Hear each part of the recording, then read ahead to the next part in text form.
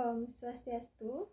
Halo teman-teman semuanya, perkenalkan nama saya Nikari Alvina Vanizia Adedarmaya dengan NIM 2517 051142 dari kelas 2K Program Studi Akuntansi.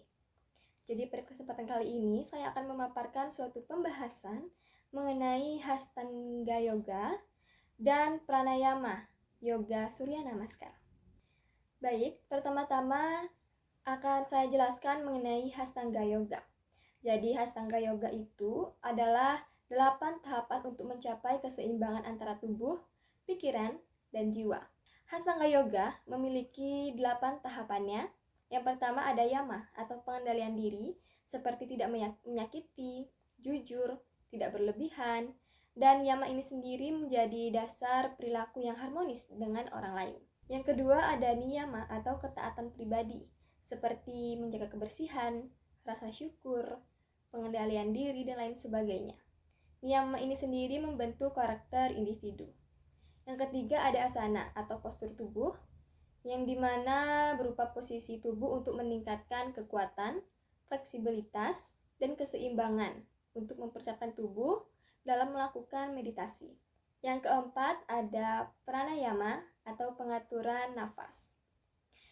Jadi pranayama ini berfungsi untuk menenangkan pikiran dan meningkatkan konsentrasi. Yang kelima ada pratyahara atau pengendalian indera. Proses menarik perhatian dan rangsangan luar sehingga individu tidak mudah terganggu oleh lingkungan. Yang keenam ada dharana atau konsentrasi, yang dimana kemampuan memusatkan pikiran pada satu objek secara fokus dan berkelanjutan. Yang ketujuh ada dhyana atau meditasi, yang dimana tahap konsentrasi yang lebih mendalam dan terus-menerus tanpa ada gangguan. Dan yang terakhir itu ada samadhi atau penyatuan spiritual. Nah, tahap ini merupakan tahap tertinggi, yaitu kondisi di mana kesadaran penuh dan penyatuan dengan realitas tertinggi. Selanjutnya, yang kedua itu ada pranayama. Pranayama ini berakar dari 2 kata dari bahasa Sanskerta, yang dimana prana artinya energi kehidupan, sedangkan ayama artinya pengaturan atau pengendalian. Sehingga dengan demikian, pranayama adalah teknik pengaturan nafas untuk menyeimbangkan energi tubuh, pikiran, dan jiwa. Nah, adapun jenis-jenis pranayama. Yang pertama ada nadi sodana atau pernapasan bergantian, yang dimana berfungsi menyeimbangkan energi tubuh dan meningkatkan konsentrasi. Yang kedua itu ada kapalabhati atau nafas pembersihan, yang dimana itu adalah teknik pernafasan cepat untuk membersihkan saluran pernafasan dan meningkatkan energi. Yang ketiga ada bastrika atau nafas kuat, pernapasan aktif yang meningkatkan vitalitas dan energi tubuh. Materi yang ketiga itu ada yoga Surya Namaskar. Nah, Surya Namaskar atau salah matahari adalah rangkaian 12 gerakan yoga yang dilakukan secara berurutan dengan koordinasi nafas. Nah, dalam praktik ini menggabungkan gerakan fisik atau asana, pernafasan atau pranayama, dan konsentrasi atau mindfulness. Nah, adapun manfaat dari melakukan yoga Surya Namaskar, yang pertama itu meningkatkan fleksibilitas dan kekuatan tubuh. Yang kedua, melancarkan peredaran darah. Yang ketiga, menenangkan pikiran. Yang keempat, menyeimbangkan energi tubuh. Dan yang kelima, itu mendukung praktik meditasi. Nah, selanjutnya pada inti pembahasan ini, itu di mana terdapat kasus-kasus pada kehidupan nyata. Ada 10 kasus yang saya temukan. Yang pertama itu seorang siswa sering mengalami stres akibat beban tugas sekolah dan kurang konsentrasi saat belajar. Nah, ini merupakan salah satu kasus yang sangat sering terjadi dalam kaum pelajar, dan kondisi ini dapat diatasi melalui penerapan pranayama sebagai teknik pengendalian nafas. Dan secara ilmiah, pranayama mampu meningkatkan aktivitas sistem saraf parasimpatik, sehingga tubuh menjadi lebih rileks, menurunkan hormon stres, serta meningkatkan suplai oksigen ke otak yang berdampak pada peningkatan fungsi kognitif.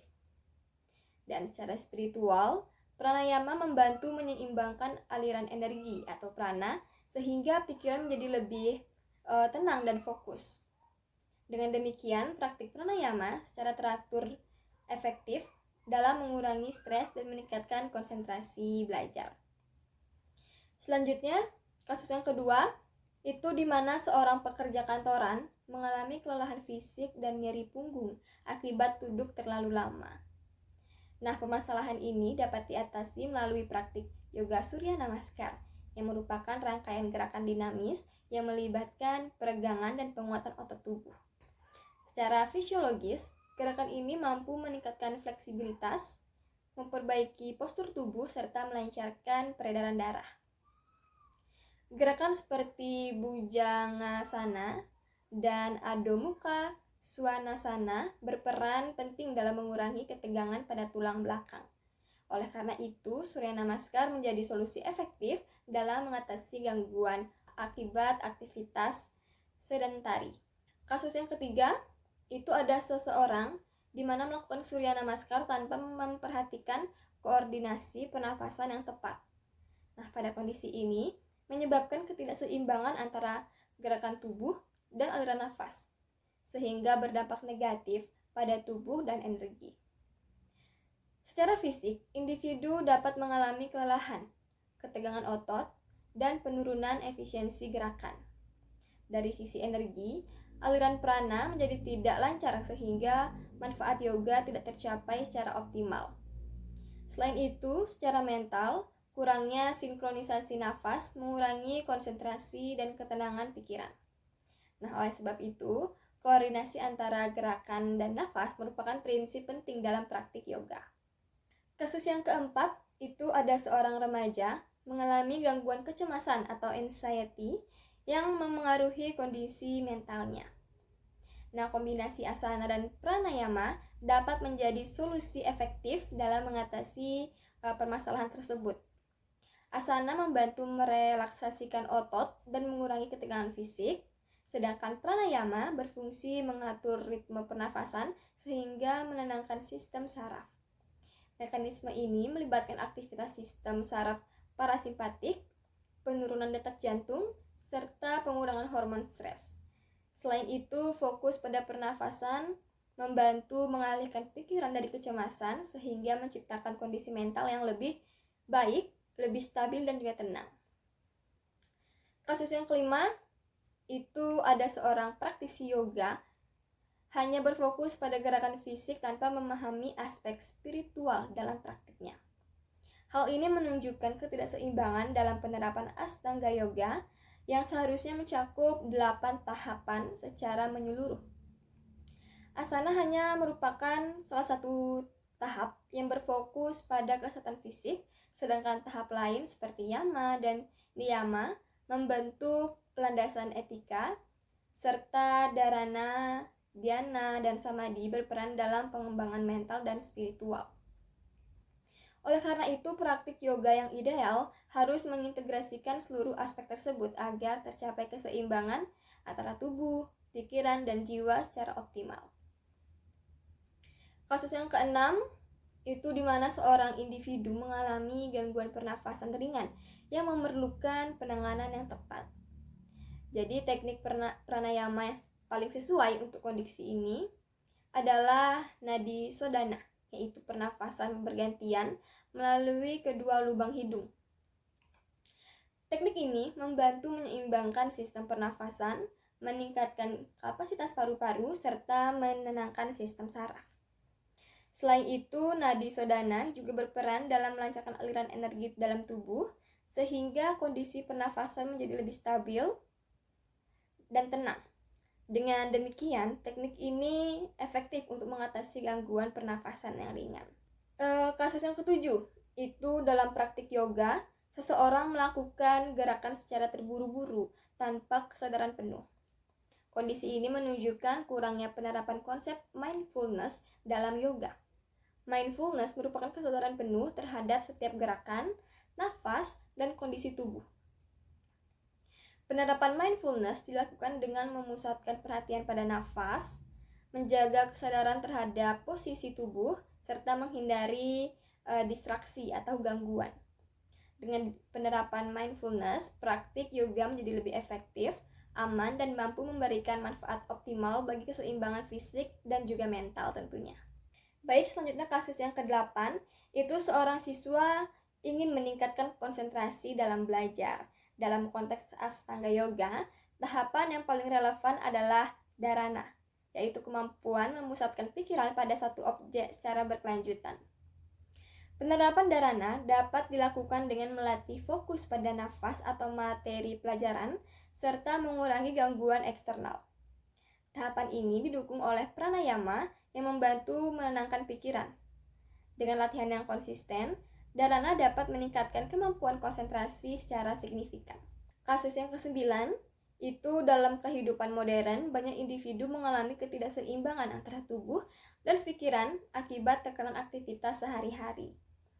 Nah, Ashtanga Yoga menawarkan solusi holistik melalui integrasi antara aspek fisik, mental, dan spiritual. Asana berfungsi untuk menjaga kesehatan tubuh. Pranayama dan meditasi membantu mengelola stres, sedangkan yama dan niyama membantu karakter dan etika.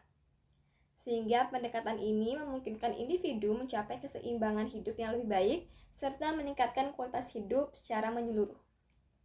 Nah, kasus yang terakhir itu di mana seorang praktisi yoga, ingin mencapai ketenangan batin yang mendalam melalui praktik spiritual. Dalam Ashtanga Yoga ini dapat dicapai melalui tahapan pranayama, dhyana, dan samadhi yang saling berkaitan. Pranayama berfungsi menenangkan pikiran melalui pengaturan nafas sehingga individu siap memasuki tahap meditasi atau dhyana. Nah, dhyana ini sendiri merupakan kondisi konsentrasi yang mendalam dan berkelanjutan yang pada akhirnya mengarah pada samadhi, yaitu keadaan penyatuan dengan kesadaran tertinggi. Dengan demikian, ketiga tahapan tersebut merupakan proses berkesinambungan dalam mencapai ketenangan batin yang sejati. Baik, dari pembahasan tersebut dapat disimpulkan bahwa secara keseluruhan, Surya Namaskar merupakan latihan yang efektif karena melibatkan tubuh dan pikiran secara bersamaan. Materi ini menegaskan bahwa yoga, khususnya Ashtanga Yoga, adalah suatu sistem latihan yang menyeluruh atau holistik, sehingga tidak hanya berfokus pada gerakan fisik, tetapi juga mencakupi pengendalian nafas, konsentrasi, hingga pencapaian spiritual. Dengan memahami dan mempraktikkan setiap tahap secara seimbang, individu dapat mencapai kesehatan fisik, ketenangan mental, dan kedamaian batin. Baik, sekiranya sekian pembahasan yang dapat saya sampaikan. Kurang lebihnya saya mohon maaf. Saya tutup dengan Paramasanti. Om Santi Santi Santi Om.